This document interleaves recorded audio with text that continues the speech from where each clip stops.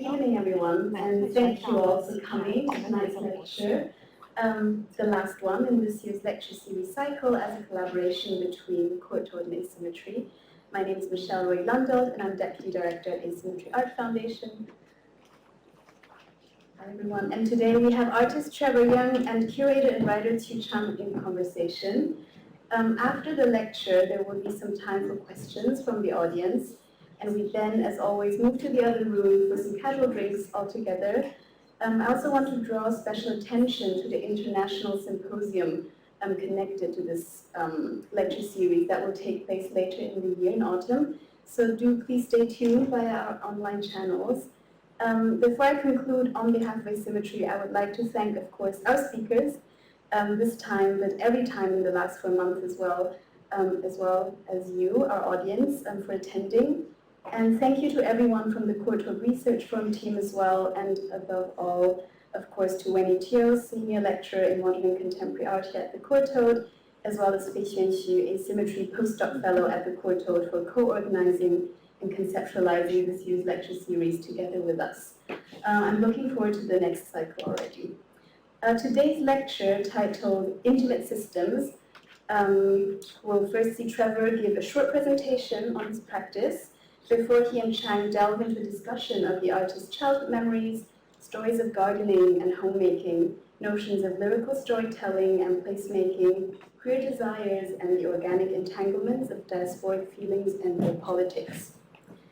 To give a short bio on both of our speakers, Trevor was born in Guangdong, China, and currently lives and works in Hong Kong.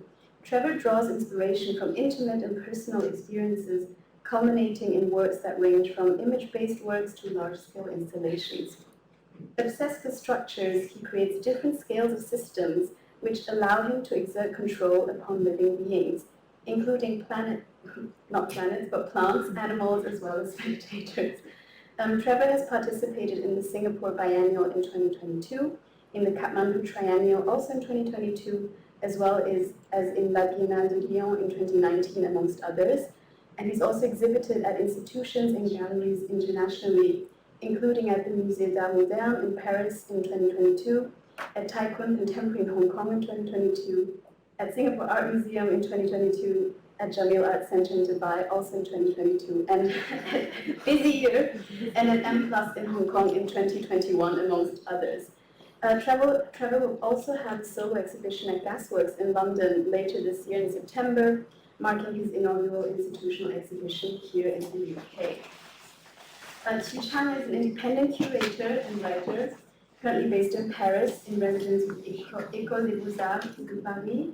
And the previous curatorial projects include Café do Brasil in 2019 at Parasite, Crush in 2018 at Parasite, and Doreen Chan's Hard Cream in 2019 at HB Station, amongst others.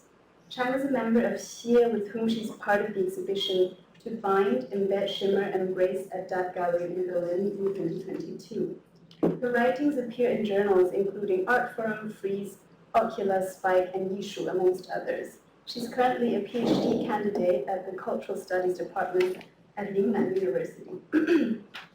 Her doctorate research focuses on the discourse of love in post-reform China. Previously, she served as curator at Parasite Art Space in Hong Kong. And with no further ado, I'm handing over to you, Trevor and Chang. Thank you very much.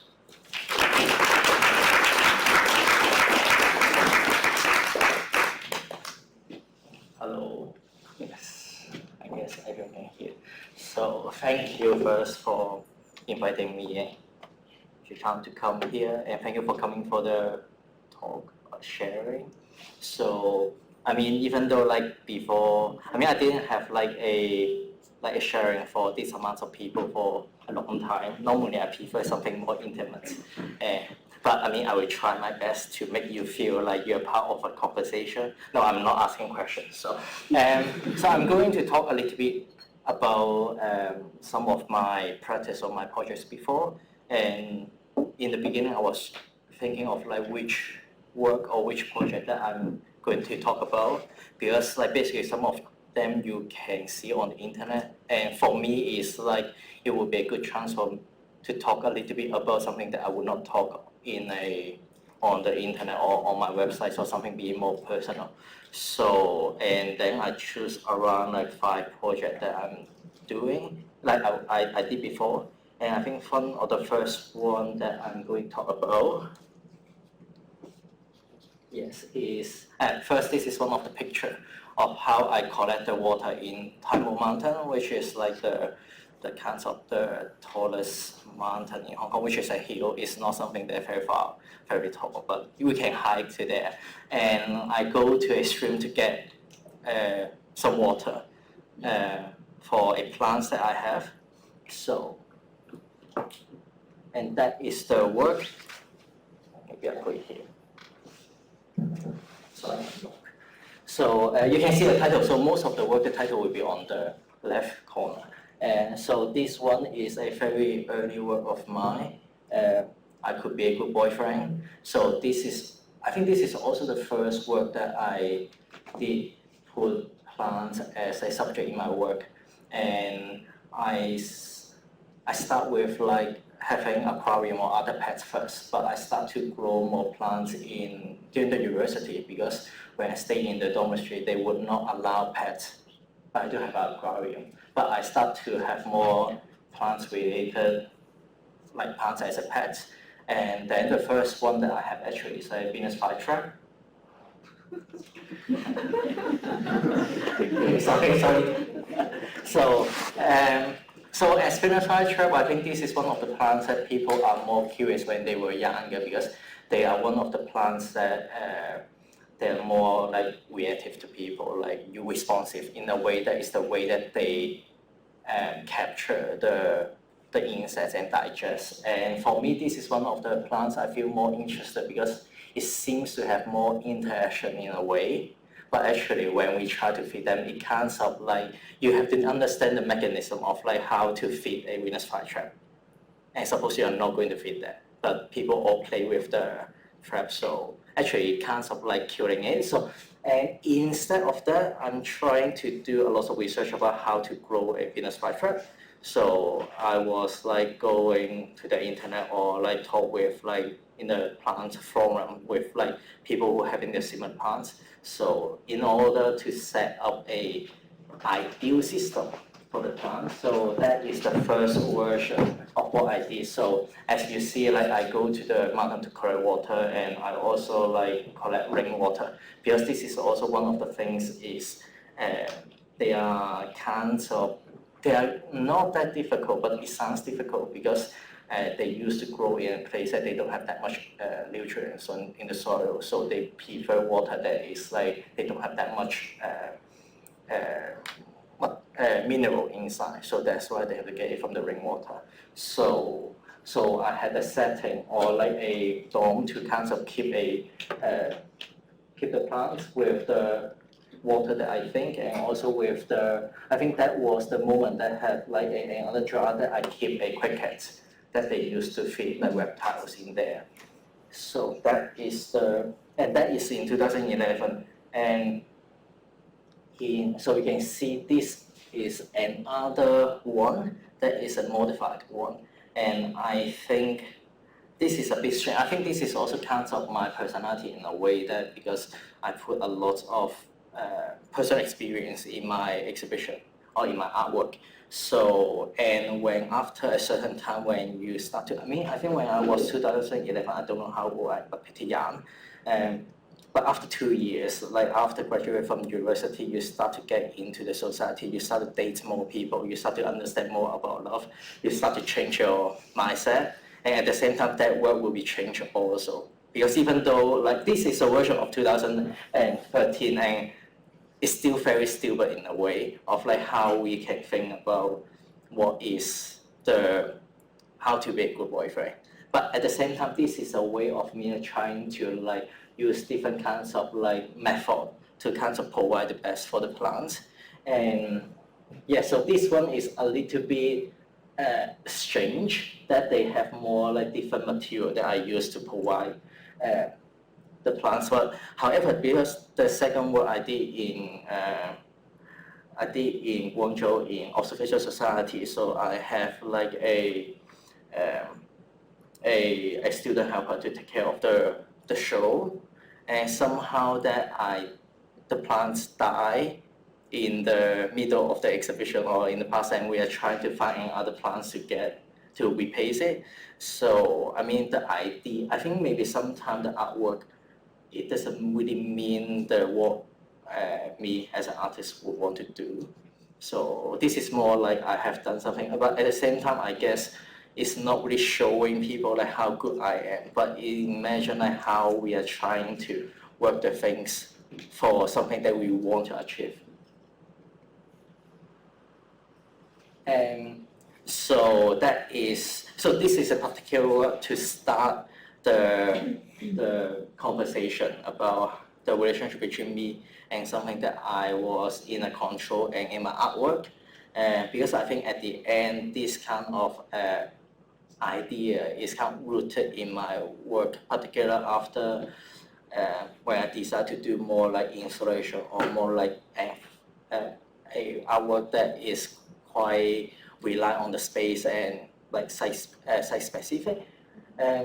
So for the first work that I showed, actually it was I did in a small room that is actually it was an award for my graduation show in the university. So I did that show in more like a storage of a gallery in Hong Kong, which is right below my studio right now. So it's the same building, but it was quite dark and small.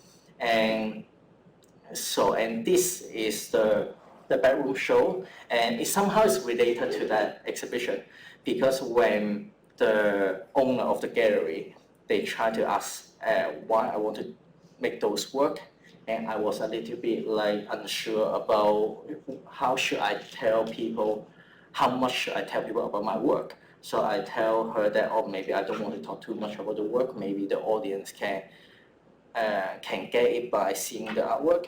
And then I was young, and she said like, if you don't want to talk about your work, why don't you do your exhibition in your own bedroom? And you don't have to like explain the work to the audience. And it's quite right. So in a way that like I feel, because somehow when we do exhibition, we always trying to like tell people the things that we are doing by giving a lot of information. But at the end, when I want to do exhibition, somehow it's more about what I really want to share. And by the same reason, this is my bedroom, so I have at that moment I still live with my parents, so this is the biggest room of the apartment, which is around 3 times 4 meters, and I used to share with my sister too. So I used to stay on the up. So, and we have the biggest closet in our home. But since my sister moved away, so I can't occupy the whole room. But my parents, some of the clothes are still in the room. So in the summer, it was quite warm. So when I sleep, I would take off my clothes, top, and then I would just like lock the door and sleep. But because my father go to work quite early, so but the socks is in my bedroom. So sometimes he will use the spare key that is on top of the, how to say, toy. Shrine. Shrine, yes. Like hidden in the top of that, and open the door to take the key, take the socks and close the door again. And sometimes I awake, sometimes I don't. So I think if I want to do exhibition in the bedroom, why I do a little bit tricky thing. So that's why I also ask them to say, oh, I want to do exhibition in my bedroom. I want to get the key to be part of the artwork. So I duplicate the key to like maybe 20 or 30.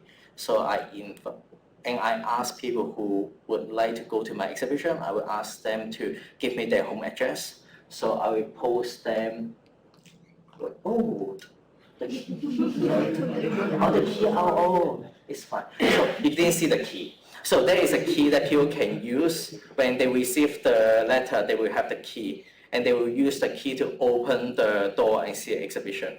And that is, but at the same time, it's a one evening event. So, it's, I think from 3 to 7. So there will be like people coming in and going out, and then later on, some of the people stay behind, and then we go for dinner. And even though my mom also makes some snacks for them, but at the end, I didn't give them back the key. because I think this is one of the methods that I want to have it in part of the exhibition. So this work they have, like this exhibition, basically they have like only 5 works. But at the same time, I want to point it out that like something in the middle is like the plants that I still have at that period of time. That is 2012. So, but I think some of the plants is in my studio.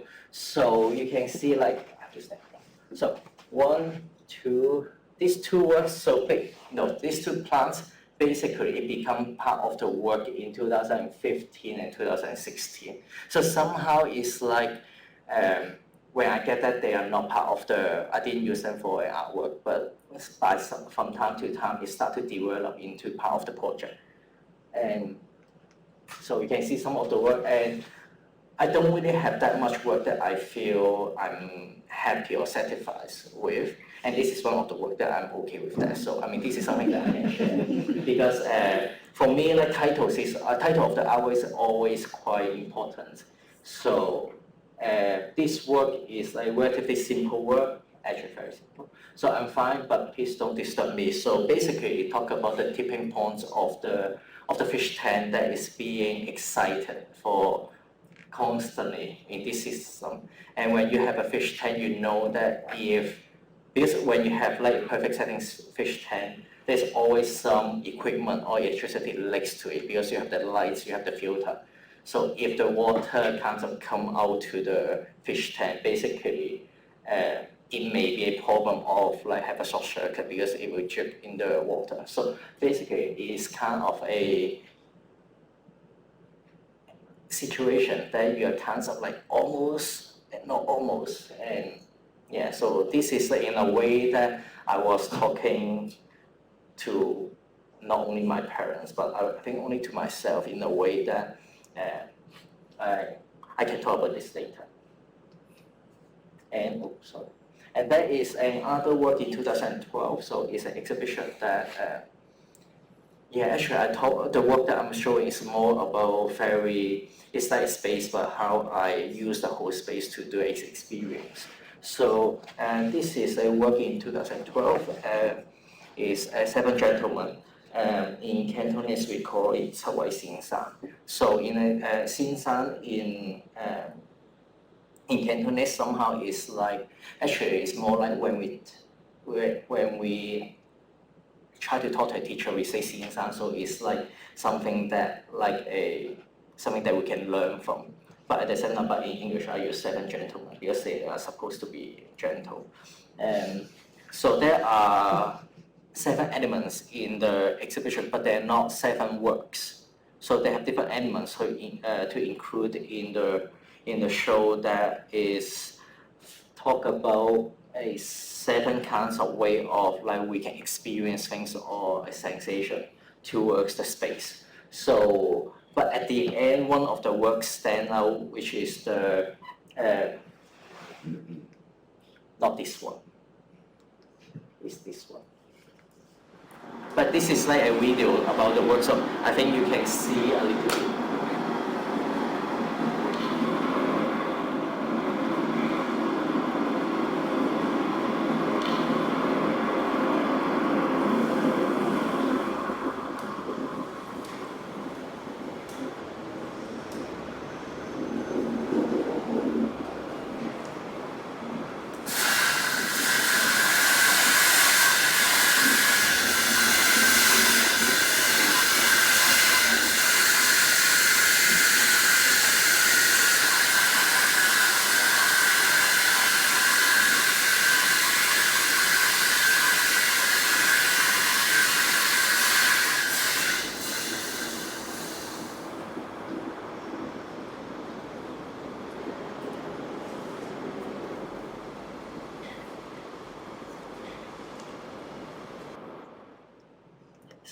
To this page. So basically this work, I think that is a time that I start to become, I still working as a full-time in the art space at that moment. So I when I received the invitation, it was like a space that it closed down. I don't know if it's after my show that closed down. It's like a experimental space called Hard Leg.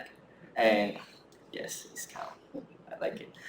Not close, but but the thing is at a place, is a town is called Causeway Bay, so it's a very busy area part of Hong Kong, and it was this is like a building that have a lot of art space or studio for artists or a bookshop.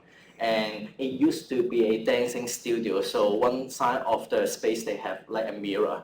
So, and then when I see a space, I can't, so basically the work is built related to the space itself. So Mr. Butterflies is one of the very quite early work that I do with like plant installation.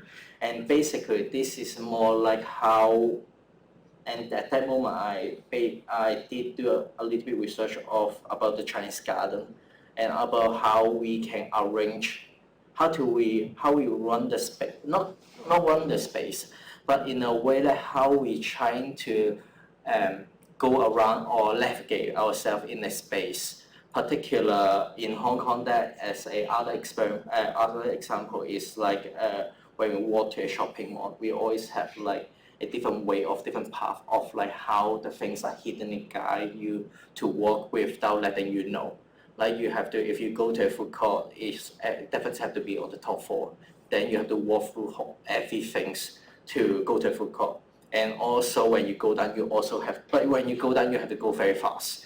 But at the same time, in Singapore, the food court is always on the basement because it's very close to the MRT, so people just go and buy the food and leave. So somehow, I think this is a way that I start to, particularly when I'm so into space or control the space, like a fish tank. So we can talk about this afterward.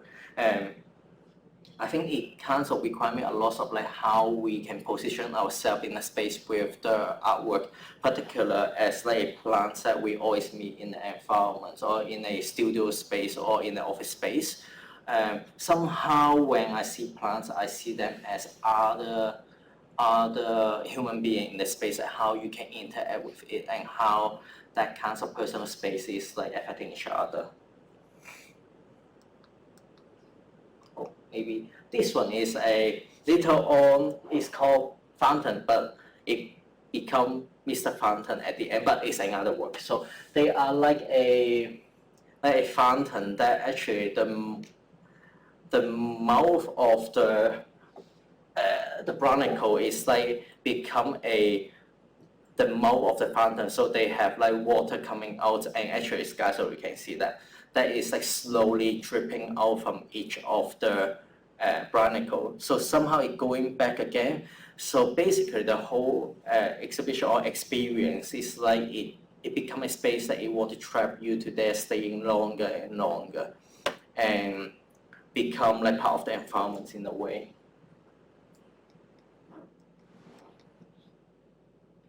So, and that's 2016. So the dark room that is not dark. So for the Evelyn, do you see the show? Yes. And I think this is one of the work I start to change a little bit of my practice of like how I think we are keep changing in a way. So from the bedroom, from the room that I kind of make it up, but this one is a space that I create that is inspired from another system, which is like a gay sauna. So I was doing exhibition in Sydney in 2015, and then I was like I met someone on a dating app, and I don't know that actually he was the owner of a gay sauna. So and then he was surprised. Oh yes, I should not say that. Yeah. So so so sorry. So basically, it's like in a way that for that experience, it's kind of interesting that I didn't experience the sauna in a way as like a customer.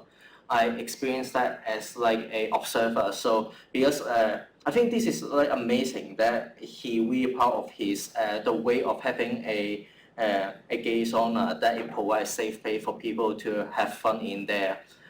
The way of being a safe place, it kind of hit on me in like something that I always feel a contradictory towards the idea of like cruising. And then, so what I did is I asked him to give me a staff t-shirt, because this is when you try to understand the system, you better to be in a system. So when I wear the staff t-shirt, people would not trying to do anything with me because they think that I'm new, I'm trying to be their work. So they are kind of respectful in a way. So basically, he guided me through the whole sauna, and I see a sauna in it's kind of very strange perspective, because it seems I have like a position that I don't feel panic or don't feel nervous towards the space. So then I start to aware that, oh, actually this is somehow related to the art system that we are having. Because somehow when you don't know the system, when you start to understand the system, you think like, oh, you have been knowing a lot. Particular for our students, they start to do an intern in our space. When you start to work for like 1 week or 1 month, you think that you know a lot about the system. I also did when I was like working as an intern of a Biennale. I think that, oh, it seems I know a lot of things. But actually, when you are stepping backward, you're just like, okay, yeah, like there's far a lot of things that we have to learn when we are inside a system. So, so basically, this work in a way to talk about the system that they have in a gay sauna, but I also use it together at the same time to talk about the art system. So you can see, so I would like to talk about this work first. So this is an entrance of the exhibition, which people consider it as like a the locker room. So basically, like if you go to some museum, they always ask you to put your like belongings in the locker, or even though but sometimes tote bag you can put it. So it depends on how you wear your bag, then you can go in or not. So this is like what we know because we have been experienced that, or sometimes because you know that you know the gallery, so you can just go straight in without any problems. So you can find this in my website, so they have a little bit information. But for me, I particularly want to talk about a hidden work that if you are passing through this one, you will be missed. So when you open the locker, there are several t-shirts that you can wear to go through the exhibition, which we didn't talk that much, but when you open the locker, there is a note and also the t-shirt. So when you are a staff member, so you can access some of the space that suppose you cannot access. So I think we did that. So basically here, there is a pavilion. I don't think we have that pictures in here. So there is like a pavilion, and on top there is a ladder that you can go up. So there is like a platform that you can oversee the whole exhibition on a second level. But that is the tricky thing, is you can only wear that t-shirt to go up to that platform. And you can see the whole exhibition in another perspective, like you are watching a CCTV on the office of like how people looking at the exhibition in the gallery, but also as like a people who work in the gay sauna office of, because they're using the CCTV is like the infrared, so basically they can see all the information that you can see. Okay. So, and this is a word that I can talk a little bit afterward, because I have been talking too much. So this is the t-shirt. And then in 2020, so it's like in a way that I go back a little bit to a personal space. So it was the pandemic, and I did that on the last week of the 2020, because I have a kind of rules to myself. Is like I have to do a solo exhibition every year, at least one solo exhibition, and I have been keeping it quite well. But I try not to make like a random show, then it's become like I have to fulfill the requirement. So this one I have been prepared for quite a long time. I think I start to do it in a summer, but I'm not so sure about where to do that. And turn out yeah, there's a lot of things that I want to say, but I cannot say. Too personal. So basically, this is a exhibition that I use a room that normally people will rent. So it's also a building that they have a lot of small room that they are from a bigger apartment, but they cut it into 3 sectors. So you can rent it in a cheaper price. So some of the expats, when they come to Hong Kong, they will rent this apartment to have the first experience of living in Hong Kong. And the location is like in Mong Kok, Prince Edward. Actually, it's like next to the street, so it's very dusty. And so when I was looking for a space to do the exhibition, I was trying to get like a shop or like because I don't want to do some exhibition in the gallery space anymore. So I was like, yes, I was trying to get like a smaller room, which is like personal. And this is also like a continuous of the bedroom show. So, but in a way that this is like a bedroom that, this is like the whole living room. So when the people who come to the room, I give them also with the key and also the address. But at the end, even for me, I'm not in the space. So I have set like X slot per day. So but when the people register, they have to go to that apartment by themselves to experience the show. This is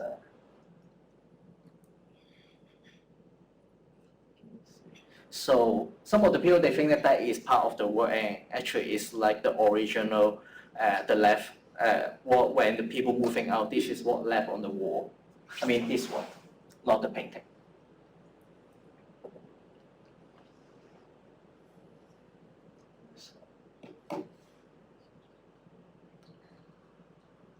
And this is the last show that I'm talking, that I want to let you talk, that is just open 2 weeks ago. Trevor, I think maybe I can cut in here, yes, because I guess my first question is related to this exhibition. Yes. So maybe we can circle back to this show after we start the conversation.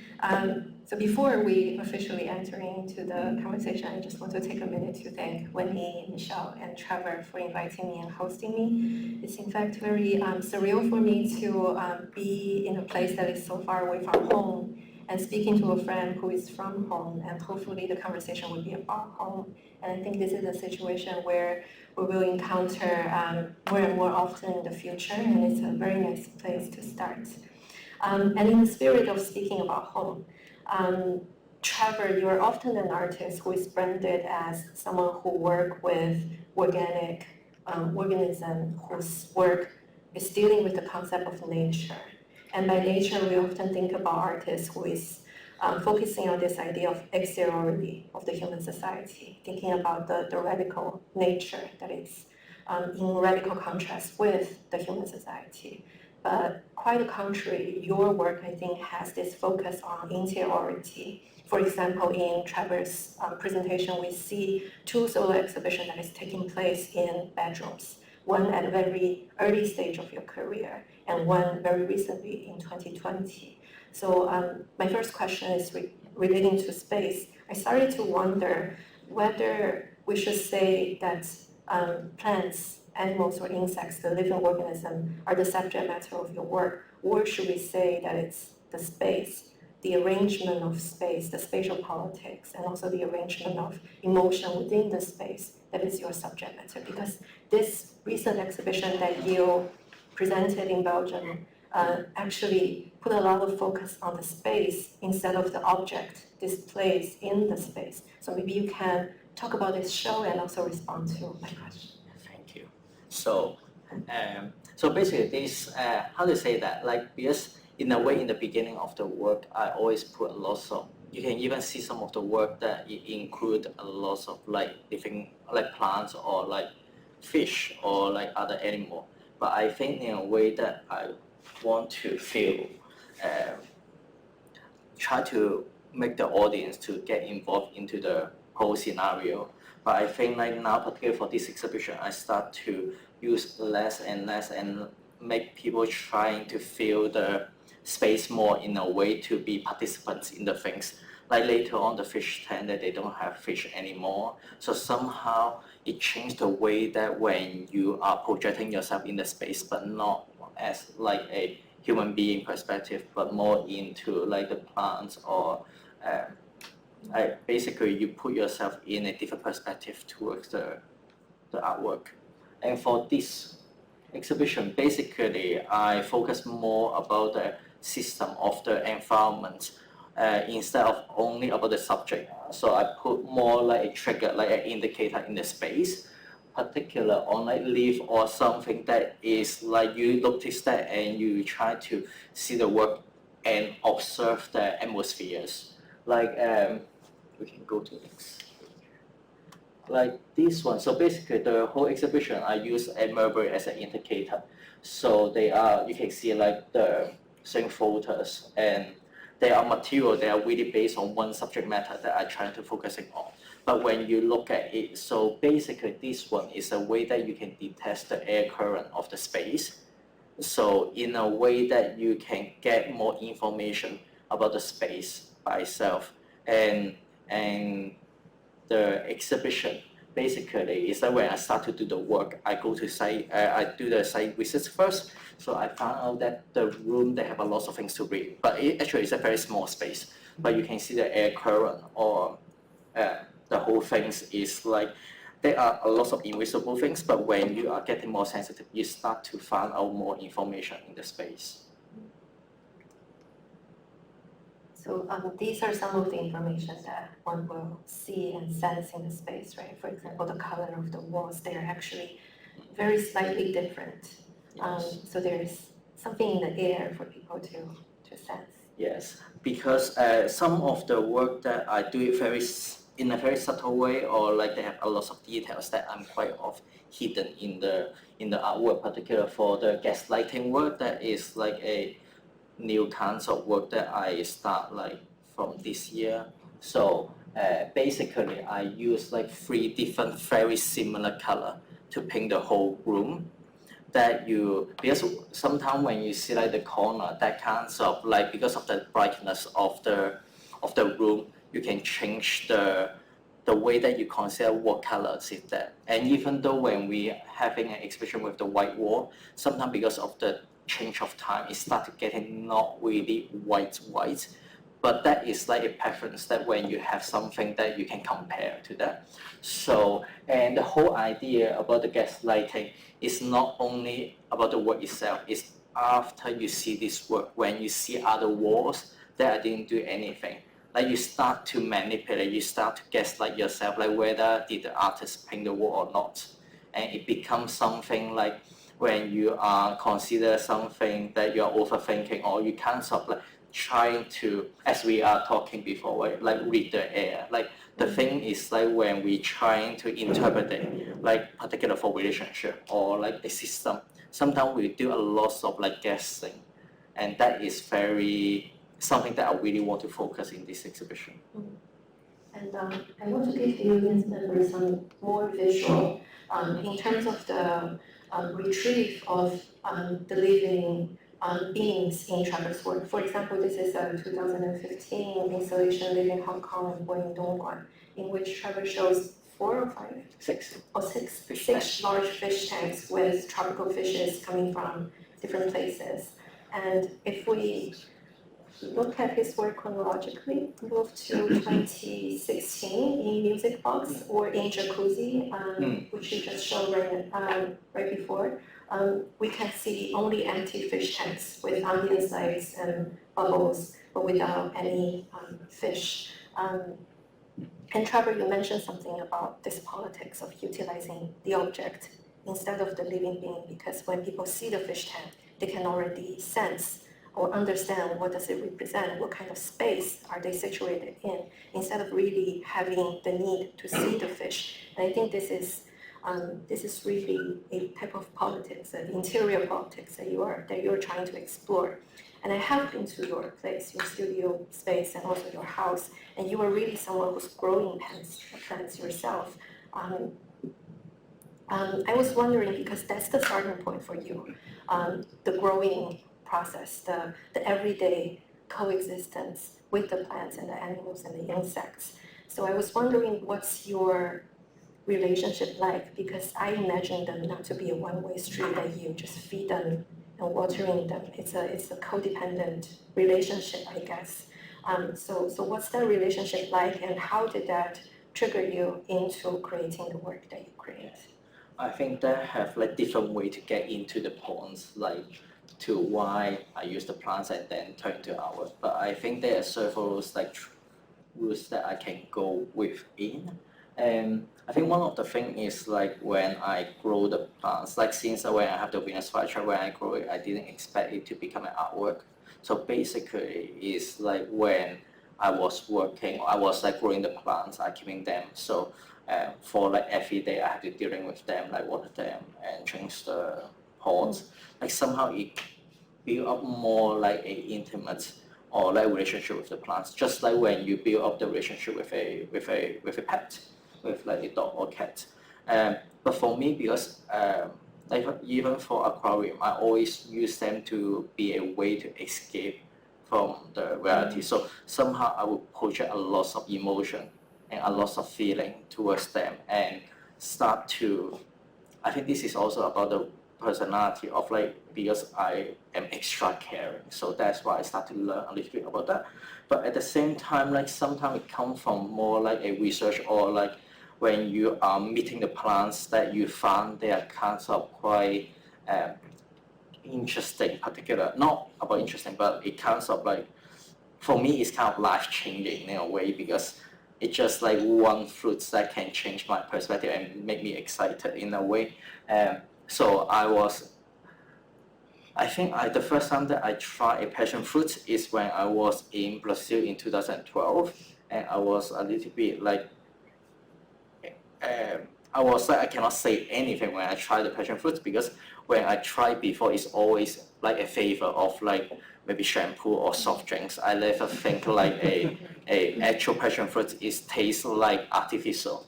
And then I start to getting into, because when we say passion fruit in Cantonese, we say bạc香果. So it's like a fruits that they have like hundreds flavor, or like that kind of exotic of the things.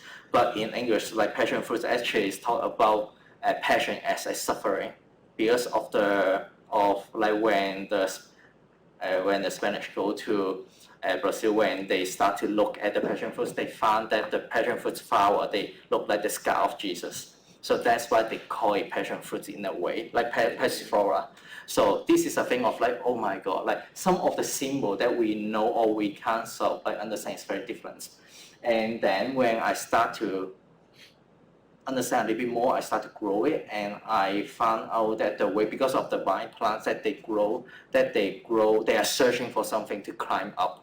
So in a way that we always have like a symbol of like our passion fruits, or like some of the, sometimes we title some of the plants like money plants or like something like that. You always give them like a symbol which may not be different from the actual fruit.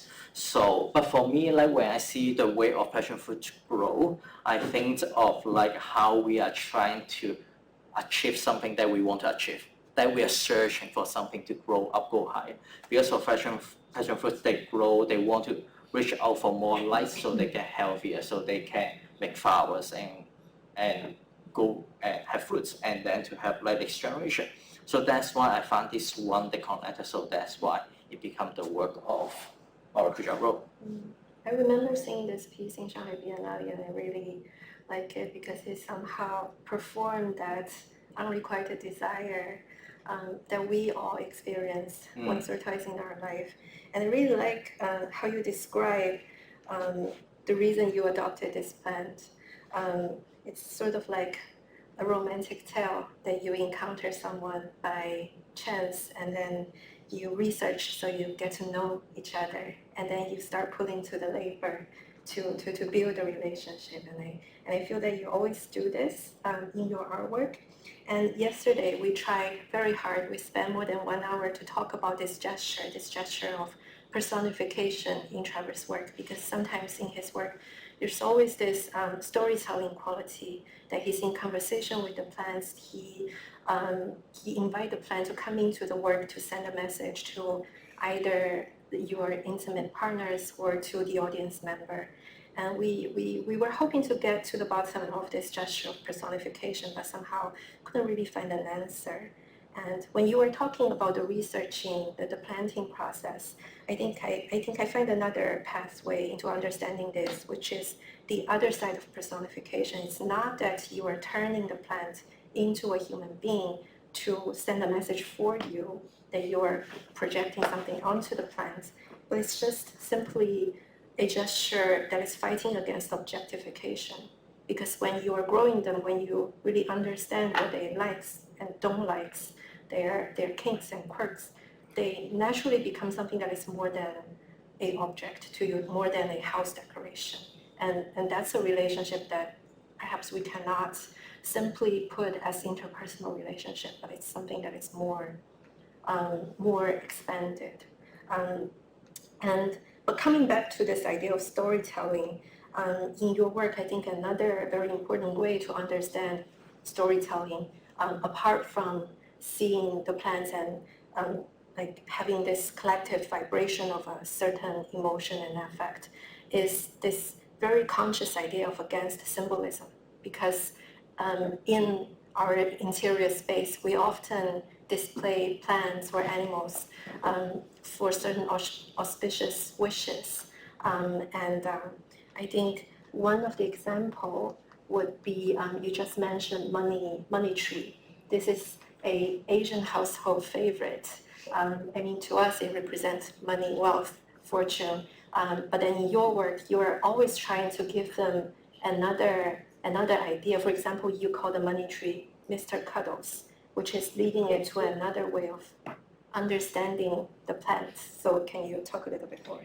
So basically, this is like the worst picture that we can show, which is good, And this is at the end, this is the result of the Mr. Cuddles. Because when we having a patriarchal plants, we always buy in a way that they are bred together, but naturally they would not do that. In a way that is more like decorative because of the nature of the plant itself, also because it's like a plant that is very like flexible. So people find that they can tie together. So it becomes something that is nice or better looking. Or actually, it's easier to shipping also, I just find out.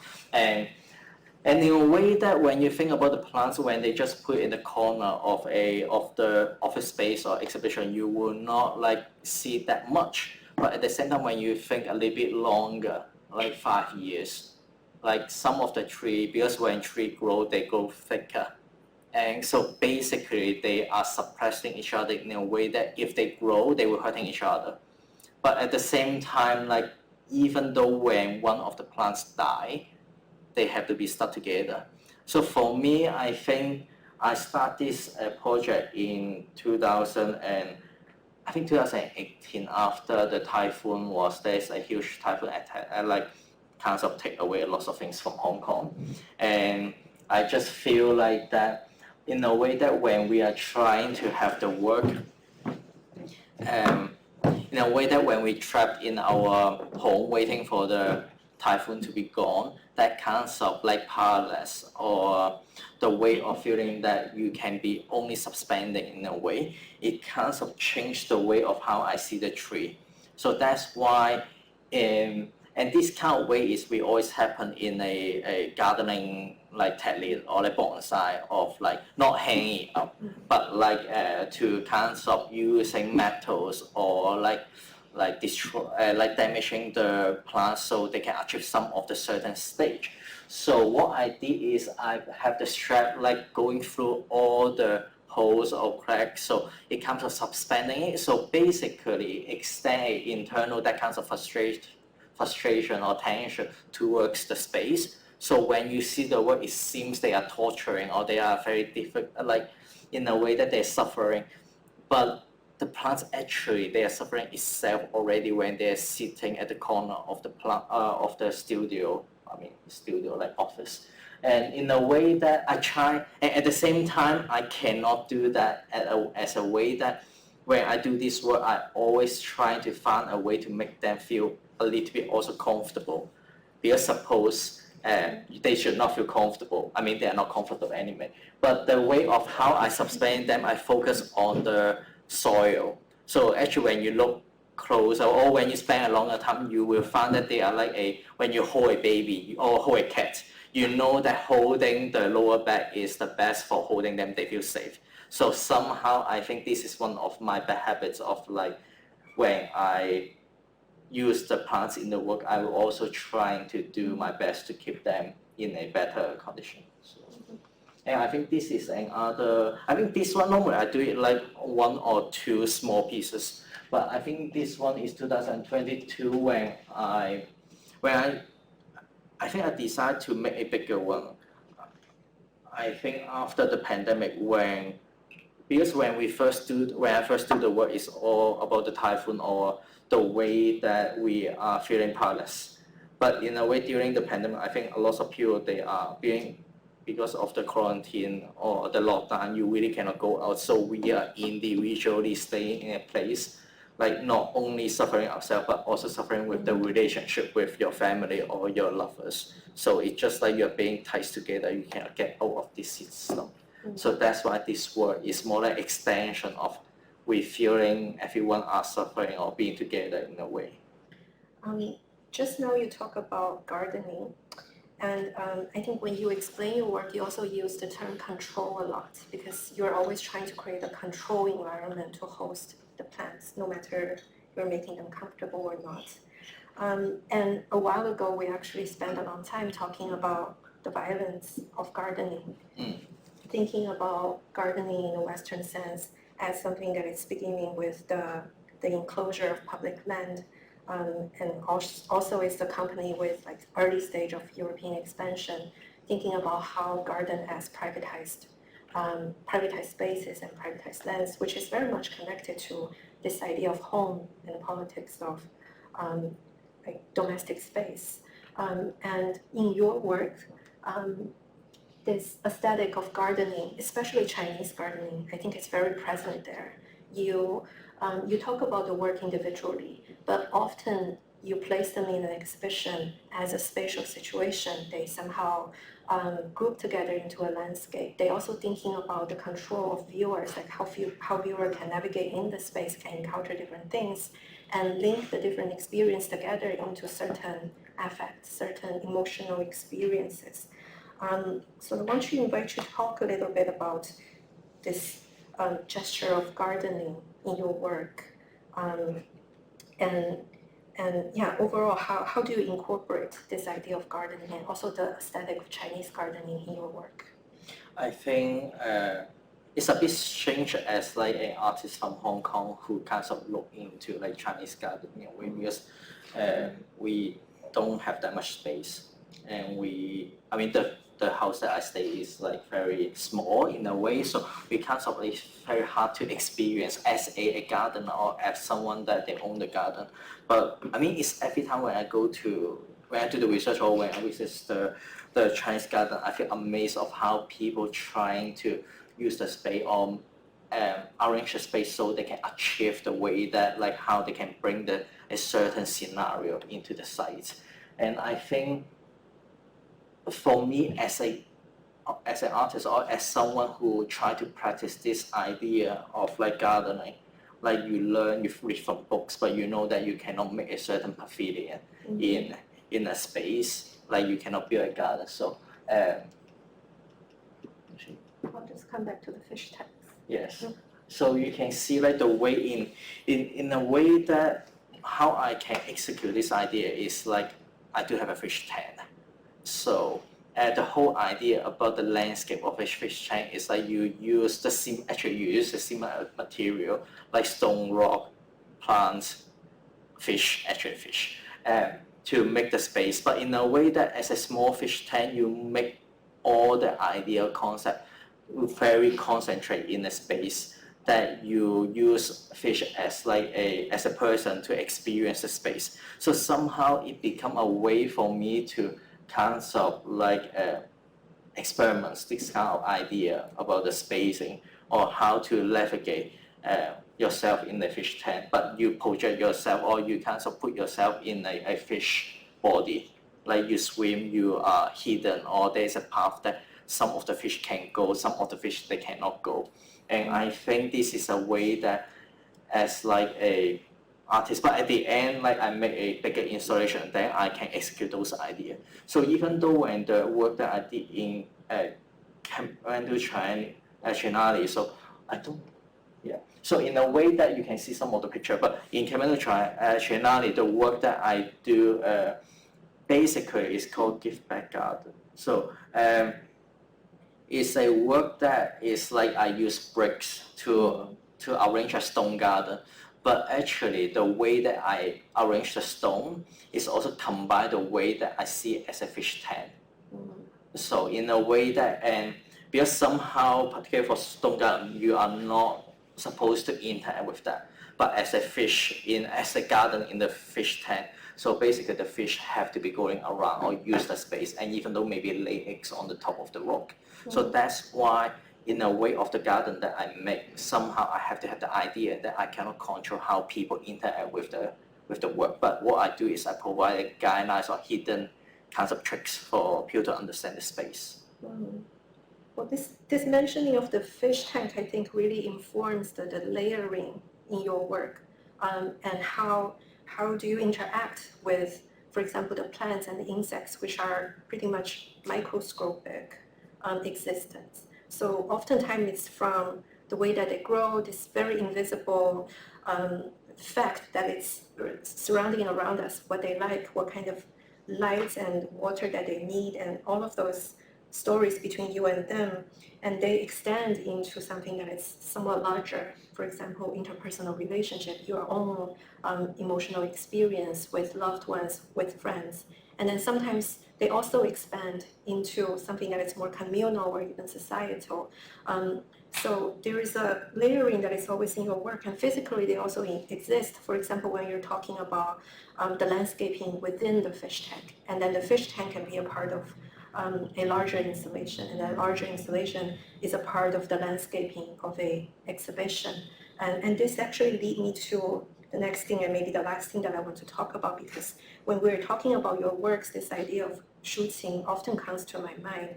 And this is a very important element within classical Chinese writing. So it can be very roughly translated as lyricism into English, but there are also a lot of differences. We have a lot of Chinese speakers here, so if we translate shooting literally, that would be the release of feeling. But then the complicated part is that in Chinese, qing is not just personal feeling, individual feeling. It's not something that create a border of oneself. It's also something that is suggesting the outside world, because when we say 事情, 情况, meaning fact or situation, we also use the word 情. So 情 is something that is linking me and my immediate surrounding. It's blurring that line instead of drawing a line between me and my environment. And so in classical Chinese writing, you can always read the writers speaking about their own frustration often, and then also their own nostalgia through the sound of the water or the wind. And it's not just them projecting themselves to the nature, utilizing the nature as a tool, but it's a collective vibrating between them and the world, for them to really understand what's their relationship with the world. And I think your relationship with the plants and the animals in your work share that same quality. And so we often see that layering, that it's interconnected from the plants to the personal, and then also to the societal. Recently, there is this very important Chinese scholar, Wang Dewei, who published this book, and he bring out a new proposal for the idea of shooting lyricism. So he believed that lyricism, Chinese lyricism, isn't only a literary genre, but it's also a aesthetic, of course, but also a daily practice and a way of political engagement. And so he raised a few examples of intellectuals in China in the 20th century utilizing lyricism as a tool to confront the challenge of modernity in China at the time. And I'm sure that you are also utilizing lyricism to answer certain questions in your life as well. This is a big question, but I just want to throw it there. So what are the questions, what are the concerns that you are trying to deal with in your work? I think like for recent year, I start to focus on, yes, I mean, in the beginning, when I do the work, it's always talk about a lot of, as you said, like a lot of emotion, a lot of like situation, a scenario that I'm experiencing. But at the same time, I not start to aware, but in fact that those like that experiences happen to a lot of people. And not particular like my story will be a good story, but because everyone when they experience those like memories, they would be more into their own story because this is what they experience. And for me, and I think it's getting more important in a way that to share this kind of idea of like we sharing some similarity, but instead of like I'm telling just you about my story, and there's nowadays we start to being more aware about some of the emotion that we are handling with, which maybe in the past we would not really talk about that. And so, and even though like I didn't have to, like I didn't even ask for the audience to like share, like, oh, let's deal with that or something like that, let's share the things. For me, it become a work that when people see my work, they can connect with their own experience towards their within the work, but not thinking about what the artist is the story behind that. But I mean, in a way that because I'm now doing sharing, so that's why I talk about part of the story. But even though when you don't know the story, when you see the work, what I really want is like they can connect with your own feeling. I think this is the most important part of my work in a way that like maybe I'm not that important anymore, in a way that like the story, that the experience, or that kind of emotion that you experience before or within a certain context, that is more important. Well, our slides are stopping at this piece, and I think it would be a nice piece for us to end the conversation because this is also one of your first work that I saw, perhaps one of the first at Parasite, and I think I can really resonate with that experience that you were talking about in terms of migration. So I understand that this is a work that is talking about your own migration as a child from mainland China in Dongguan to Hong Kong, and it's really dealing with those insecurity and that urge to find a sense of safety, sense of comfortness in one's home.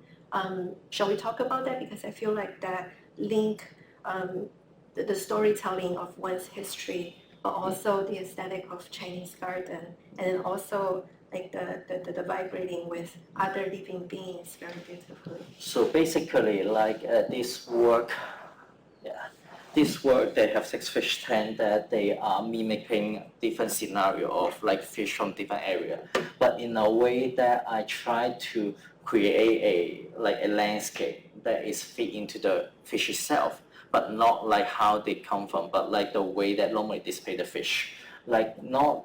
The arowana is one of the things, but you can see the tetra, that one they have more like a lot of like aquatic plants in there, so it create a safer place for the fish to go around with that. But even though some of the fish tank they are like totally empty because they are more like selectively bred, that they don't even explain what is the nature or what is the natural habitat that the fish are having, because they never have that.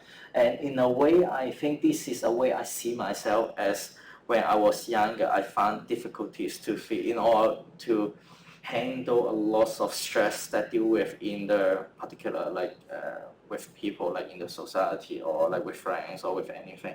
And it become a way that I get away is to have a fish tank, to have the fish. Because in a way that if you are a good owner of a fish tank, the fish are supposed to be happy, as my idea of like having a fish. But we never know how fish think.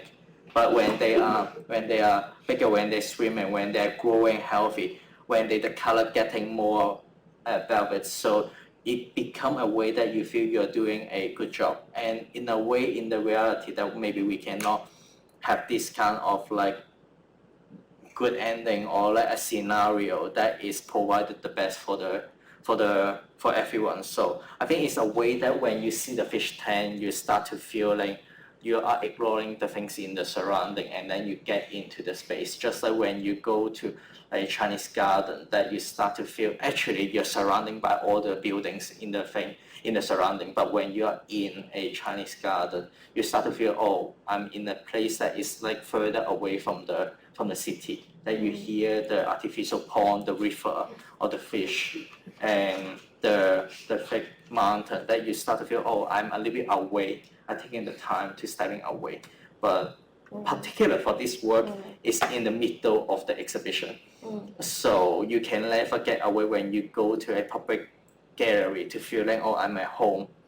But that's also a tricky thing because there is like a one-way mirror at the back of the fish tank. So actually, if you go underneath the curtain, you have like a personal space like can fit into 1 or 2 people. And then when you get in, people cannot see you in the gallery space. And only if someone who opened the curtain, then they will see someone is inside. So in a way that I try to find that one, and actually this is a little bit more, just like the Chinese garden, it seems to, because every time when we go to the Chinese garden now in Suzhou, they are all open to public.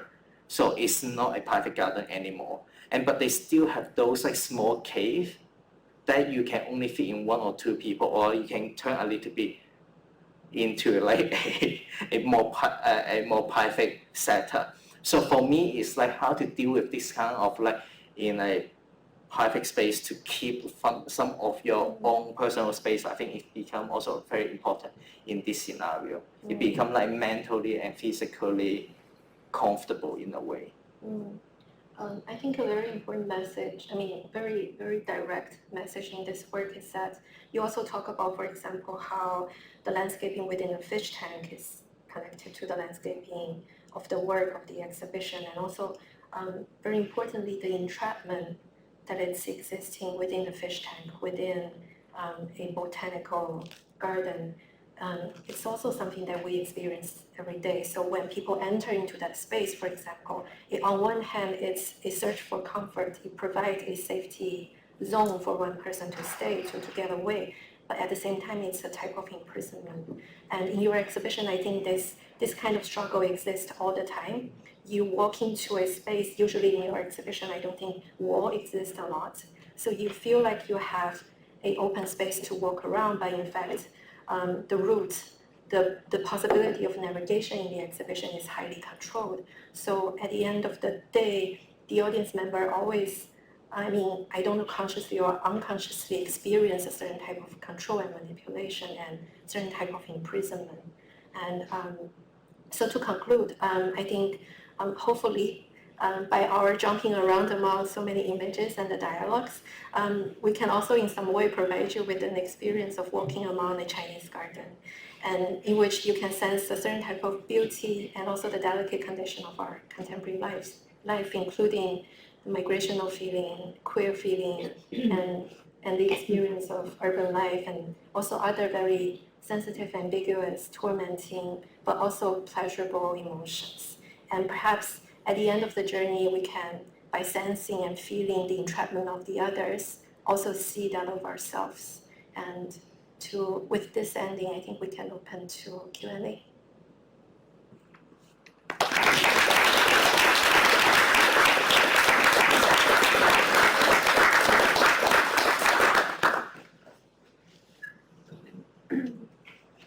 Should we pass the mic to you?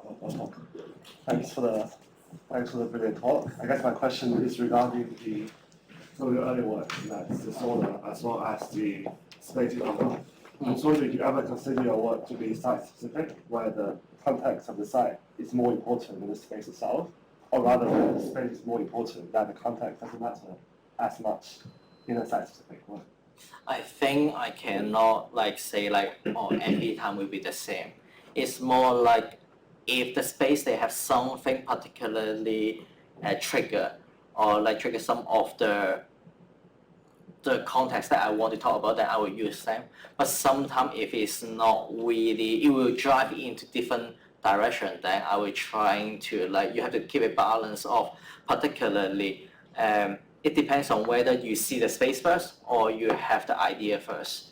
And the thing is, like, if you have the idea first, you will try to find a space that is related to that. Particularly for the one in 2020, like when I do the exhibition, when I have the idea of I want to do an exhibition, I would think of like the space that what I need, instead of like then I will find the space. Then I start to have like one of the work maybe I wanted to do it already, particularly for the fish tank, the fish tank work.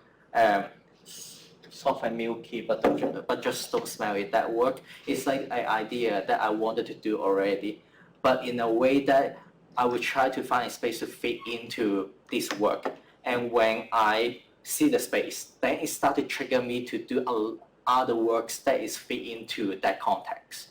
So it is more like flexible in a way. And so somehow this is the good things when you work with like a non-profit art space or like self-initiating projects, because this kind of idea you cannot do it with like a institution space. I mean, it's harder because everything they want you to do is like you have to finish everything like 2 months before the space, before you move in. So somehow they don't have that kind of flexibility for you to add on something. Thank you. Yes. Yes. I think you. Yes. Thank you for the presentation, Trevor. I'm more curious about I'm very curious about in terms of the curating exhibition planning part. So after the exhibition, where did all these fish tank, fish and plants go? Would you where would you recycle them, or like what would you do with them? So there is like a very practical question that I always love to answer, because like in a place that we don't have that much storage and I don't have like a garden. So sometime for the plants, so sometime when the exhibition is done, I will ask people to adopt the plants. I will keep some, like the plants that is like the core plants I will always keep. Like even though some of the plants that like the one that I show in the bedroom show, the one of the rabbit fig fern, that one I still keep it with me. And also the Bomania is still with me right now. But some of like the Patria, sometimes I will ask people to adopt. In particular, the work that I did in Future Generation Applies, the bigger installation, that one because it's in Ukraine, so it's there will be people who work there, they want to, when we set up the exhibition, they said like some of them already, I will have to take some of the plants home after the exhibition. But for the fish, so particularly for the living, we don't have to change that. Like for the living Hong Kong boy in Dongguan, that work, there is also accident, not accident, it's like happy things, like the fish tank, the goldfish actually they have babies. So instead of 6 fish tank at the end, and they have the baby during the art fair period, so which I enjoy that. And so that will be at the end of the exhibition. There is the 7th fish tank, which is like bathtub for the babies. So like at the end of the exhibition, we make like a open for adoption. So some of the people will take the babies away and the bigger fish. Sometimes like even though when everything that you put on the internet, people can take it very fast. And sometimes after a year, they will send me pictures also. And for the Singapore Biennale, that one is particular to, we have an open call for people who, the plants that they don't want to have it anymore. So we will have like a day that people just like drop their plants that they don't want into the venue, and then we make it into the work. And then after the exhibition, I think we have like 1 week to dismantle the work. So I also made a post on the Biennale, they made a post, but they are very, so I use another way of like find there's a different way. So it's a way of the art space as a way of people who know about plants. So that's why you post it on the plants Facebook group. So like if there's like some group plants, so people just like go there within like 30 minutes or like half day, then they will take the plants away. So I think this is something that have been trained since to live in Hong Kong, that we cannot really own that much things. It become a mentality of my work of like how to handle the work after the exhibition. and how not to waste the material in a way. Yes. Yes. Thank you for the talk. Awesome and dynamic. Out of curiosity, was the choice of the fish type and species deliberate, or was it just what's available on the market? For which work you are talking about? For the born in Hong Kong. Oh, so that one, because that one they have 6 fish tanks. So 6 of the fish they are from different area. Original, the fish species, like arowana from Southeast Asia, the lyrical tetra is from the South America or to like the Central America. And then they have a betta fish that is originally from Canton Province. And they have this one is from Canton Province, and this is also from, I think the Chichia, they're also from the a little bit like close to Bolivia in a way, but they are all captive, and they are most of them they are from China in a way. So I did use a different way to get the fish to bring them to Hong Kong in a way. So one of them is like I went to the Guangzhou the flower and fish market. So they have a system that you can do. It's legal. So so they have a system that you choose the fish that you want to buy. You go for like a delivery, like a department of things, you give them money. So basically they use a legal method to bring the fish to Hong Kong.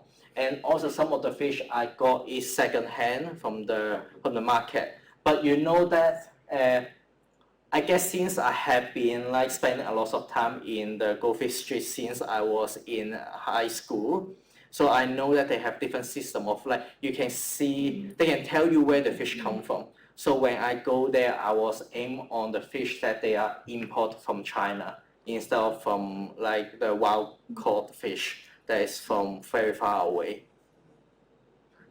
Yes. Thank you. Yes. Oh, yes. Thank you for your sharing. So you just mentioned that a plant died halfway during your exhibition. Yes. So it makes me very curious that in your experience, would you describe some any aspect or gallery to be the most plant friendly than others? So I can tell you, I can tell you one of the story of the Shanghai Biennale.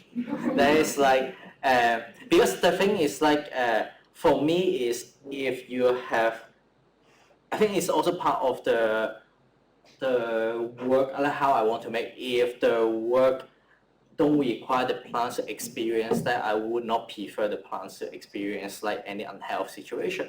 So, and at the same time, the mariculture role actually one of the work that I don't really want to, I don't think I want to do it that easy because it's very difficult when you work with like institution like this, and probably I don't want to do this work anymore. So at the Biennale, it was like in Shanghai and it's in the autumn, so which is quite cold. So the plants, they are from more a tropical area. So when the weather is too cold, they will try to go to sleep. So they're not going well. So this is the first day of the opening of the Biennale. So go through the whole exhibition. So the plants is getting not healthy. So in a way, what I do is I also bought the plastic bag. So I told the people who were taking care of the plants, like if my plants they look like sick or like sleeping, so I will wrap them with plastic bag. So basically, as at the end of the exhibition, only a few of the plants that they are still like not in a plastic bag, and those are the plants that actually they can touch the bamboo structure because they get higher to the light. So, and there's also a tricky things of like when the first beginning when people try because I try to ask them to send me pictures every few weeks, which is very a big job for them to do that.